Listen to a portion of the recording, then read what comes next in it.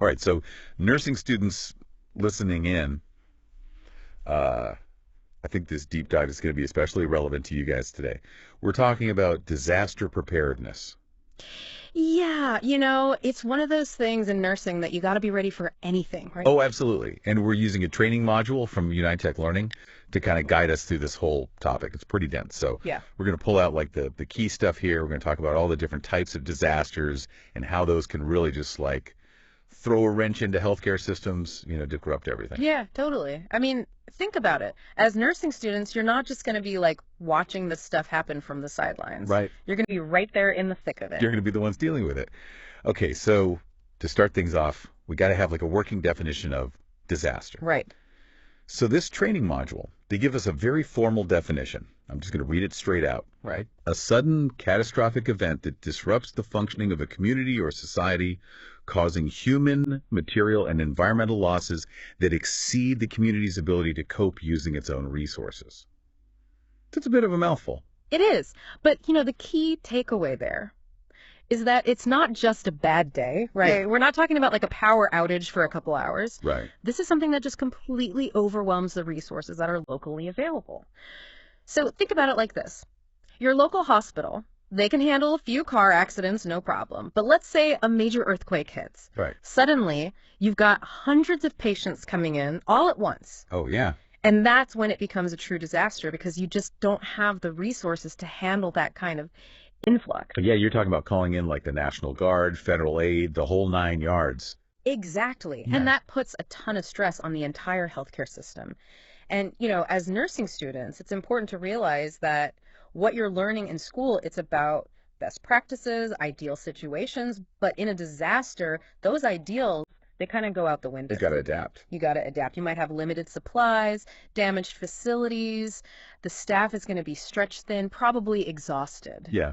And you're not just dealing with physical injuries, right? You're dealing with people who are traumatized. Of course. They're scared. They need support. Huge emotional component to this as well. Absolutely. Okay, so to really kind of like wrap our heads around these challenges, we're going to break down like the types of disasters, right? Absolutely. This module, it highlights 3 main categories. Yeah. So we've got natural disasters, Yep. man-made disasters, Uh-huh. and then what they call complex emergencies. Right. And I think a good place to start is with those natural disasters, because I feel like those are the ones that maybe come to mind first. Yeah, definitely. Like the stuff you see on the news all the time. Right. Hurricanes, floods, earthquakes. Exactly. I mean, the module even talks about Hurricane Katrina, right? Oh, yeah. And the 2010 earthquake in Haiti. Devastating. Yeah, and those were huge events. And, the impact on healthcare was just massive. And the thing for nurses to understand is that natural disasters, Yeah. they often require a very specific skill set. Like you have to be able to respond rapidly. You have to be able to triage patients on a scale that you've probably never even thought about before. Right. And, there's a good chance you might be dealing with mass casualties. And I'm also thinking, like, you're probably dealing with power outages, Yeah. like no clean water, maybe even like broken equipment and stuff. Oh, absolutely. That's a tough environment to work in. Yeah, you're not just following protocols, right? Right. You have to be thinking on your feet, adapting constantly to whatever the situation throws at you. And then even after the initial disaster, right, you have to worry about preventing disease outbreaks. Oh, Because those can be a major issue in the aftermath of a natural disaster. So it's not just about treating injuries, it's about public health on a massive scale. wow. Okay, so natural disasters are intense, but what about the disasters that are caused by us? Right, the man-made disaster. The man-made disasters. Those seem even less predictable.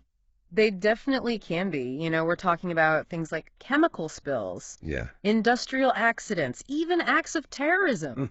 Anytime human actions lead to a major crisis, whether it's intentional or accidental, we categorize that as a man-made disaster. So I'm guessing the healthcare response in those situations is pretty different too. Oh yeah, completely different. Let's say there's a big chemical spill, for example.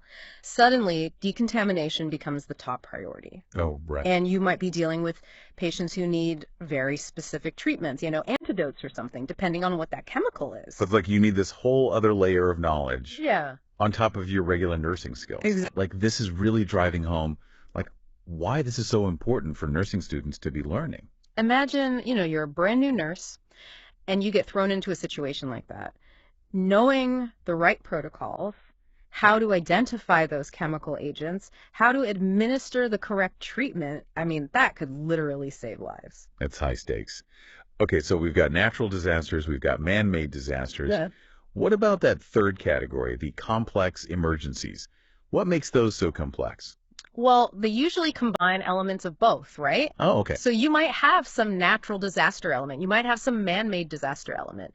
But what really sets them apart is that they're usually prolonged events and they involve a breakdown of basic infrastructure. Okay. You know, the module actually gives a really good example of this. They talk about the Syrian civil war, Right. which, you know, obviously is a terrible situation, but it really illustrates how these crises can unfold because you're not just dealing with one isolated event, you're dealing with like a complete societal upheaval. It's a whole other level of crisis. Imagine being a nurse in that kind of environment.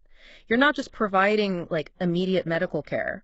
You're thinking about long-term needs. Right. Like, what about mental health support? What about sanitation? How do we provide basic necessities for these people? You're basically rebuilding the healthcare system from scratch. It's a huge undertaking. And the emotional toll on nurses in those situations must be just immense. It's incredibly demanding. You know, you're witnessing trauma on a massive scale, dealing with loss of life, and there's a good chance you might even be facing personal risks in those situations. Right. So it takes incredible resilience, Yeah. adaptability, and the ability to just work under extreme pressure for prolonged periods of time. And you're probably coordinating with all sorts of aid organizations, Oh, of course. navigating all these logistical hurdles. Absolutely. You need critical thinking skills, strong communication, and you got to be able to make tough decisions, often with very limited information. So this isn't something you can just read about in a textbook. Right. It's about taking all that knowledge that you're learning and being able to apply it in a very, very dynamic and challenging environment. And, you know, those are all things that you are starting to develop right now in nursing school. Right. That foundation is being laid as we speak. Okay, so we've covered like the three main types of disasters, but this training module also talks about like categorizing them in other ways as well. Right. It's not just about what caused the disaster, Uh-huh. but also like the scale of the impact. Exactly. And one way they do this is by looking at resource use. Yeah, it's about understanding whether a disaster can be managed with local resources or if you're going to need to call in a much larger response, you know, national or even international aid. So like a local flood might be something that nearby hospitals and first responders can handle. Right. But then you've got something like Hurricane Katrina, which obviously requires resources from all over the country. Exactly. And that distinction, you know, whether it's a local or a national or international response, that's a key distinction for nurses to grasp because it really dictates the level of support that you're going to have available. Oh, yeah. And it also kind of dictates the types of decisions you might have to make. Right. Because in a resource-strained environment, I imagine every bandage, every dose of medication becomes that much more critical. Absolutely. Every decision carries more weight. And, those decisions can also have huge ethical implications as well, Oh, of course. especially when you're talking about limited resources Yeah. and potentially life or death situations. And that's a heavy topic, but it's one we definitely need to address. And actually, that's a perfect place to pick up in the next part of our deep dive. We're going to unpack those ethical dilemmas that nurses often face in these disaster situations and how to kind of navigate those incredibly difficult choices. Can't wait to get into it.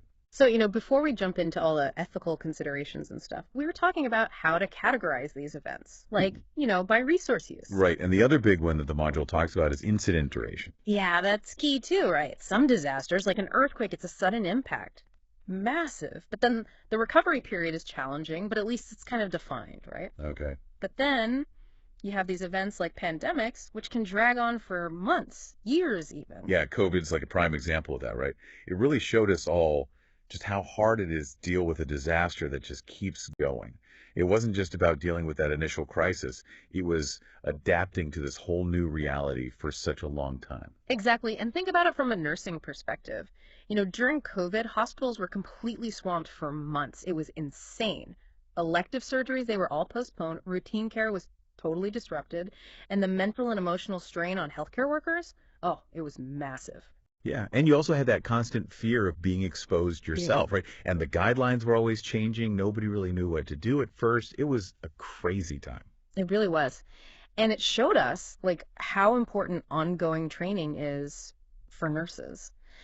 Not just right after a disaster, but for the long haul too. You can't just run on adrenaline forever. You need to know how to deal with stress and prevent burnout. Right. Those are all things that I'm sure nursing students are learning about now, right? Self-care, all that. Oh yeah, it's super important. Stress management, building resilience, all that stuff. I mean, those are essential skills for any nurse, but especially those who are going to be dealing with these disaster situations. Totally.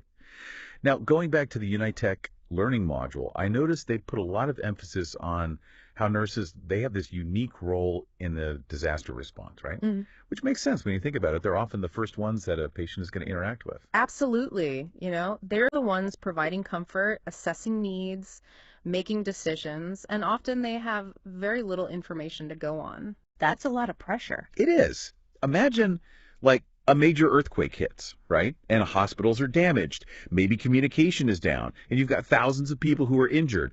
As a nurse, you might end up working in some makeshift shelter, triaging patients out in the field, maybe even helping with search and rescue efforts. Yeah, it's a whole different world from what you normally do in a hospital. Totally. And it requires a different way of thinking, right? You're not just following orders. You got to use those critical thinking skills, assess each situation, prioritize care, and improvise when you need to.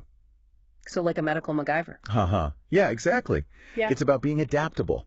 Disaster nursing, you got to be okay with working outside your comfort zone, making decisions even when you don't have all the resources. And you always have to be advocating for your patients, even when the system is totally overwhelmed. Wow. So it's not just about knowing the procedures and stuff. Yep. It's like having that mental and emotional strength to handle whatever gets thrown at you. Exactly. And that's why this training module is so important, I think. It doesn't just give you a list of things to do. It makes you think about the challenges, and develop the skills you need to handle them. It's about being prepared for the unexpected.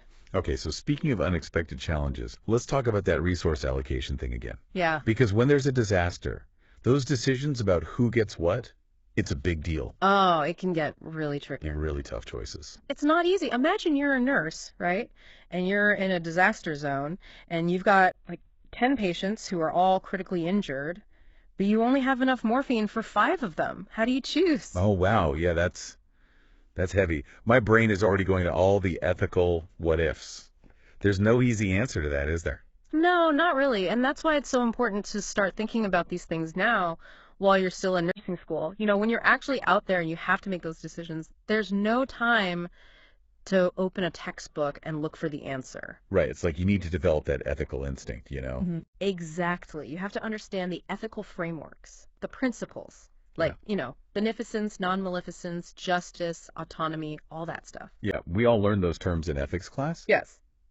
But it's easy to think of them as just these like abstract ideas. Right. But in a disaster, they become very real very fast. Oh, absolutely. Let's take beneficence, for example, right? That's all about acting in the best interest of your patient. Sounds simple enough, right? Right. But what if you don't have enough resources to act in the best interest of all your patients? What then? Yeah, then you've got to make those really tough calls. And it's not just about knowing the right medicine to give. Right. It's about understanding the ethics of everything you do. Exactly. And that's where non-maleficence comes in, the whole do no harm thing. Because sometimes in a disaster, even when you're trying to help, there can be consequences you don't intend. So it's like you're always weighing those potential benefits against the risks. Uh-huh. And you're doing it in the middle of all this chaos. You got it. And that's why communication is so important. You're not in this alone. You have other nurses, you have more experienced nurses, and there are ethical guidelines to help you through it. So it's about working as a team, basically. Asking for help when you need it. Exactly. You don't have to have all the answers. And that's something I really want all those future nurses out there to hear. Okay, you are going to face situations that are going to challenge you in ways you can't even imagine right now. But you've got the training. You've got the skills. You've got the compassion. You can make a difference. Don't be afraid to ask questions. Yeah. Ask for help. And advocate for those patients. And remember, you're part of a profession that is all about helping others. Absolutely. Especially when they need it most. That's what makes nursing so special. And it's what's going to make all of you such amazing assets when a disaster hits. Okay, so we've covered a lot today. We have. Defining disasters, Yeah. the different types, all the challenges they bring, especially for nurses. And don't forget those really tough ethical decisions that we talked about. Oh, right. But before we wrap things up, I want to go back to something we mentioned earlier. the emotional side of all this. Mm, It's one thing to talk about triage protocols and ethics, yeah. but it's another thing entirely to be there, seeing all that trauma, all the loss firsthand. You're right. You can't just ignore the human impact of all this. Yeah, it's intense. And honestly, nursing school, it can't really prepare you for that. But at least this module is getting us thinking about it. It is, and it also talks about, how important self-care is for nurses and having support systems. Like, you can't help others if you're completely drained yourself, right? Oh, that's so true. Yeah. And especially in nursing, you're giving so much of yourself all the time, not just physically, but emotionally too. Exactly. And when there's a disaster, it's like you have to give 10 times more. You're dealing with your own anxieties and stress, but then you also have to be there for your patients, comforting them, taking care of them. And they're going through something incredibly traumatic. So for the nursing students listening, what can they do to kind of get ready for that emotional side of things? You can't really learn that from a textbook, right? You're right. It's more about building up that resilience, learning how to cope with stress, and also recognizing your own limits and knowing when to ask for help. And that's where having a good support system comes in, right? Your colleagues, your mentors, your friends and family. Absolutely. Don't be afraid to talk about what you're going through. Ask for help when you need it. There's no shame in that. It actually takes a lot of strength to do that. It's about remembering that you're human too. We all have our limits. Exactly. And sometimes we forget that in healthcare. We focus so much on taking care of everyone else that we forget to take care of ourselves. It's like that whole oxygen mask thing, right? Yeah. You got to put yours on first before you can help anyone else. Yeah. Perfect example. And that's really the message I want to leave with all you future nurses. Take care of yourselves, okay? Physically, emotionally, mentally. You're going to need all your strength and resilience to deal with whatever comes your way, whether it's everyday nursing stuff or, if you find yourself in a disaster situation. It's not selfish, it's necessary. Yeah. If you're not at your best, you can't give your patients the best care possible. Couldn't have said it better myself. Well, I think we've pretty much covered everything from this Unitech Learning module. I think so. It's been quite a deep dive into the world of disasters and nursing. Hopefully everyone listening got something out of it. We talked about all those different kinds of disasters and the challenges they bring, especially for the healthcare system. And we talked about all the skills and knowledge that nurses need to be prepared. Oh, and we can't forget those ethical dilemmas and the emotional burdens that come with this kind of work. It's not easy, but it's so important. And as future nurses, you guys have the potential to really make a difference when these things happen. You'll be the ones out there providing care, offering comfort, and giving people hope when they need it most. So keep learning, keep practicing, keep those critical thinking skills sharp, and don't forget what we said about self-care and building a good support system. The world needs nurses who are compassionate and skilled and resilient, and you guys can be all of those things. Great note to end on. Thanks for joining us for this deep dive into disaster nursing. Until next time, everyone, stay safe, stay curious, and keep on learning.